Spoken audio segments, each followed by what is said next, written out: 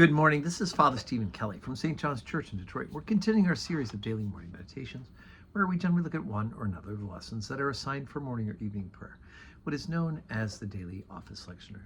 Today for Tuesday, let's continue with the story that we were talking about yesterday, which had to do with this man who was born blind and Jesus heals him. Because he heals him on the Sabbath day, they are all of a sudden, the Pharisees are very upset about this. Who did this? And he's asked the blind man several times, what happened? Tell us what happened. How did he heal you? Then they went and asked his parents. And his parents said, he's of age, right? You ask him how it happened, because they had heard that they would be kicked out of the synagogue if they somehow insinuated that Jesus was the Messiah. So now we pick up chapter 9. We pick up at verse 24. Then again they called the man that was blind, and said unto him, Give God the praise. We know that this man is a sinner. He answered and said, Whether he be a sinner or no, I know not. One thing I know, that whereas I was blind, now I see. Then said they unto him again, What did he to thee? How opened he thine eyes? And he answered them, I have told you already, and ye did not hear. Wherefore would you hear it again?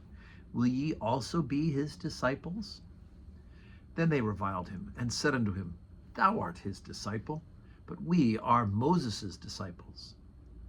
We know that God spake unto Moses. As for this fellow, we know not from whence he is. The man answered and said unto them, Why, herein is a marvelous thing, that ye know not from whence he is, and yet he hath opened mine eyes.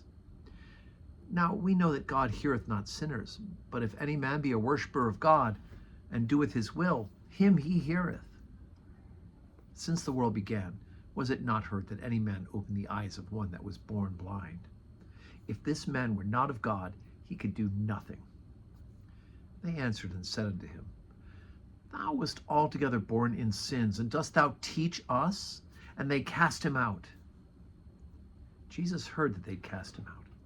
And when he found him, he said unto him, Dost thou believe on the Son of God? He answered and said, Who is he, Lord, that I might believe on him? And Jesus said unto him, Thou hast both seen him, and it is he that talketh with thee. And he said, Lord, I believe. And he worshipped him. And Jesus said, For judgment I am come into this world, that they which see not might see, and they which see might be made blind. And some of the Pharisees which were with him heard these words, and said unto him, Are we blind also? Jesus said unto them, If ye were blind, ye would have no sin. But now ye say, We see. Therefore your sin remaineth. There's so much to unpack in this lesson, to try to do it in a short morning meditation. But I mean, for instance, here they are once again questioning this guy. How did this happen? How did this happen? And then he says, well, do you want to be Jesus' disciples? Is that why you want to know? And they said, we are Moses' disciples. And of course, Jesus goes on to say that if you were really disciples of Moses, you would know that I'm the Christ. It doesn't say it in this particular reading, but he does say it elsewhere in the scriptures. Because the gospel, or the Moses and the prophets, point to Jesus. They point to the coming of him who is the Messiah.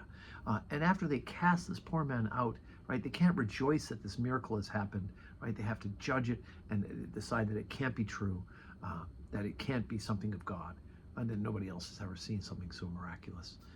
When that happens, Jesus then reveals to him, you see the Messiah. Jesus is the Son of God, right? And he worships him, right? This is one of those ways that you have kind of a secondhand realization that Jesus is in fact the divine, because anywhere where angels appear in scripture and people try to fall down and worship them, the angels always stop them and say, worship is due to God alone, right? But Jesus accepts his worship because he's God. He's the second person of the Trinity. So anyway, it's just all such a great reading, and so hopeful for that man, frustrating to hear how the Jewish leaders refuse to receive it because they're trying to build now a case against Jesus. So today's Tuesday in Lent, first week of Lent, 12:15 Holy Communion, 4 o'clock evening prayer. And I hope that you can join us in person. If not, worship with us on the live stream. And may God grant us a Tuesday that's full of blessings.